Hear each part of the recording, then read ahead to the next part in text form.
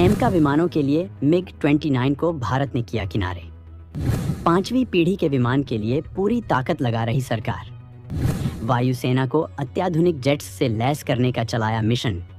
दोस्तों, भारत सरकार वायुसेना को अत्याधुनिक बनाने के लिए मजबूत कदम उठा रहा है।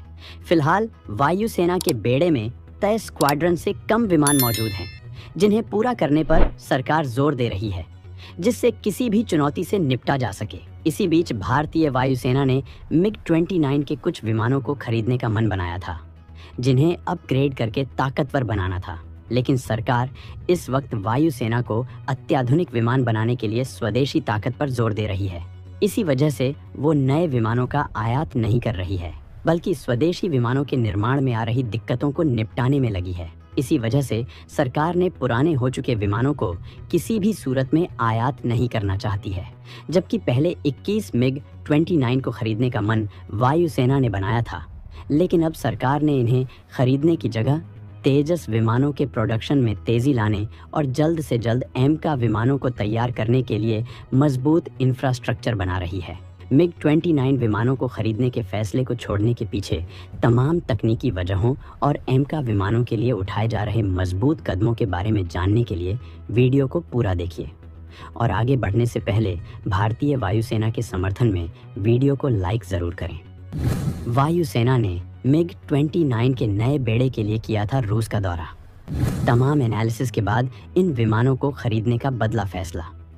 अब पूरा फोकस केवल स्वदेशी तेजस और एमका विमानों के निर्माण पर। भारत को 5वीं पीढ़ी के ताकतवर विमानों की इस वक्त बहुत ज़्यादा ज़रूरत है।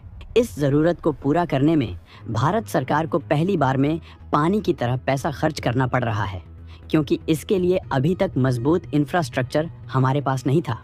विमान बनाने की ताकत हमारे पास है, लेकिन 5वीं पीढ़ी के पूरी तरह से स्वदेशी विमानों को बनाने के और तमाम चीज़ों की ज़रूरत होती है, जो काफ़ी महंगा मामला होता है। और अब सरकार ने ये फैसला लिया है कि वो इसके लिए किसी देश से कोई आयात नहीं करेगी और सारे पुर्जे खुद बनाएगी। इस काम में सरकार बहुत बड़ा इन्वेस्टमेंट करने जा रही है, जिससे भारतीय वायुसेना में ऐसा ताकतवर लड़ाका शामिल हो सके जिसकी ताकत के आगे दुश्मन पल पर भी न टिक सके। एमका भारत की उन सारी ज़रूरतों को पूरा करेगा, जिसके प्रोडक्शन में हम कितना आगे बढ़ चुके हैं और इसकी क्या ताकत है, इस बारे में हम आपको बताएंगे। लेकिन इससे पहले हम आपको ये बताना चाहेंगे कि MiG-29 विमानों को भारत क्यों खरीदना चाहता था। तो दोस्तों, MiG-29 विमान रूस का बेहद ताकतवर विमान है, जो अपनी ताकत के लिए पूरी दुनिया में जाना जाता है। कभी वो वक्त भी था जब इसके पुराने वर्जन MiG-21 के आगे पूरा पश्चिम पस्त हो जाता था। इस विमान की ताकत से खुद अमेरिका इतना खौफ खाता था कि उसने इसकी तकनीक जानने के लिए अपनी पूरी ताकत लगा दी थी। तमाम एजेंसियां रूस के इस विमान की जासूसी करने में लगी थीं, लेकिन अमेरिका अपने मकसद में कामयाब नहीं हो पाया था और आखिरकार उसने इजराइल के साथ मिलकर इसे चुराने का फैसला लिया था।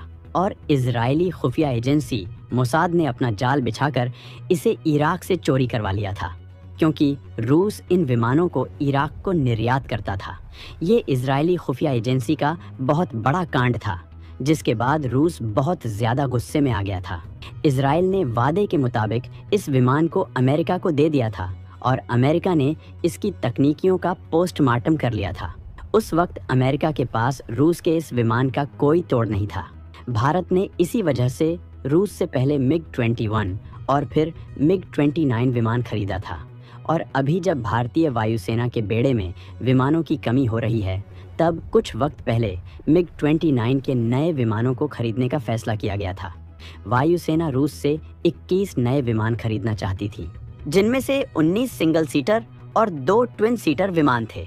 ये विमान रूसी कारखानों में आधे अधूरे तैयार थे, मतलब इनकी असेंबलिंग बाकी थी, लेकिन ये विमान भारतीय वायुसेना की ज़रूरतों को पूरा कर सकते थे।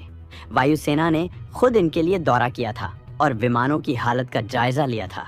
इन विमानों का प्रोडक्शन किसी वजह से रुका हुआ था, लेकिन इसके तमाम एनालिसिस में वायुसेना को एक दिक्कत ये समझ में आई कि ये विमान आज के दौर में ज़्यादा वक्त तक काम नहीं कर पाएंगे। इनकी अपनी सीमाएं हैं और आज के दौर के विमान तमाम तकनीकियों से लैस हैं। इसलिए सरकार ने अत्याधुनिक विमानों के विकल्प पर काम करने पर जोर दिया है।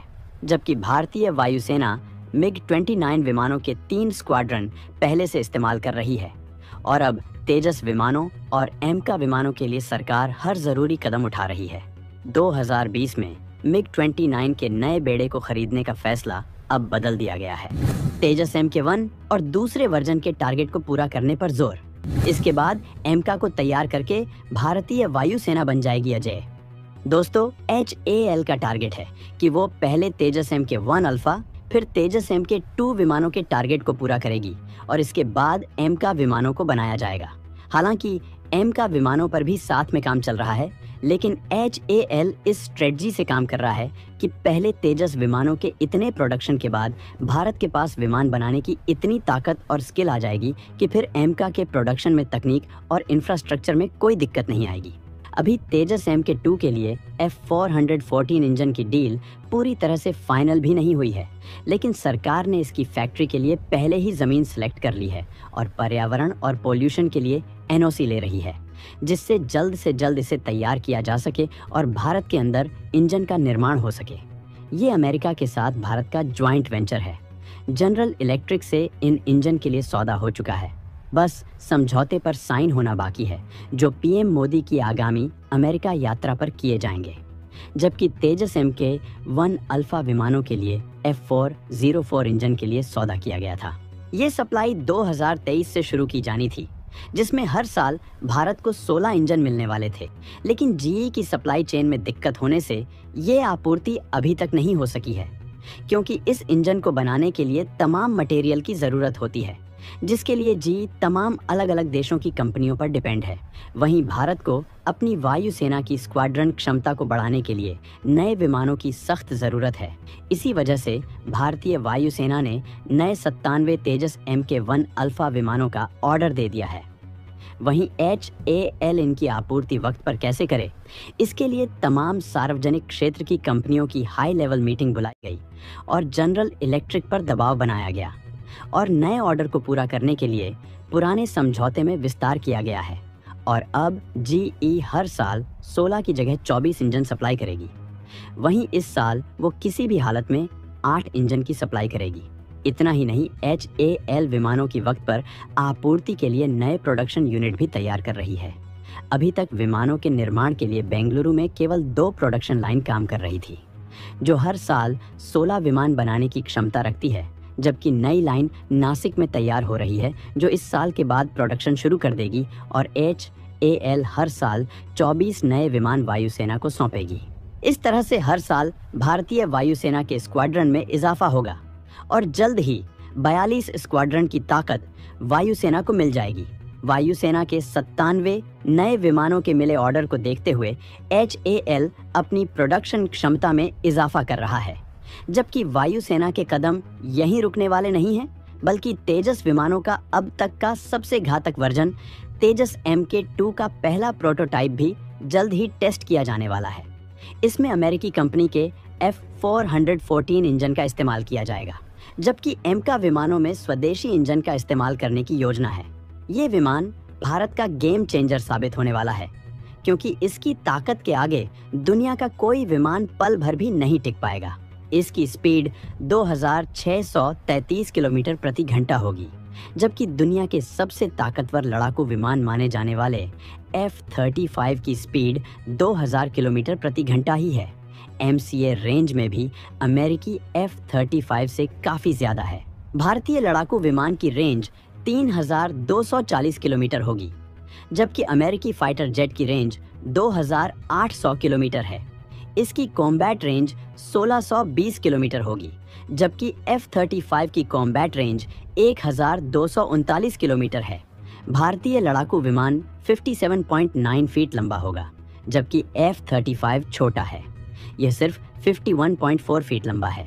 AMCA का विंग स्पैन 36.6 फीट का होगा, जबकि F-35 का 35 फीट ही है। एमका की ऊंचाई 14.9 फीट होगी, जबकि F-35 की 14.4 फीट है। एमका विमान 65,000 फीट की ऊंचाई तक जा सकेगा। इंडियन एयरफोर्स इस फाइटर जेट के 7 स्क्वाड्रन बनाने की योजना बना रहा है। तो दोस्तों, भारत के हवाई ताकत में इजाफे के लिए उठाए जा रहे कदमों के बारे में आप क्या सोचते हैं, कमेंट में ज़रूर बताएं और अगर इस बारे में कोई सुझाव हो तो ज़रूर शेयर करें।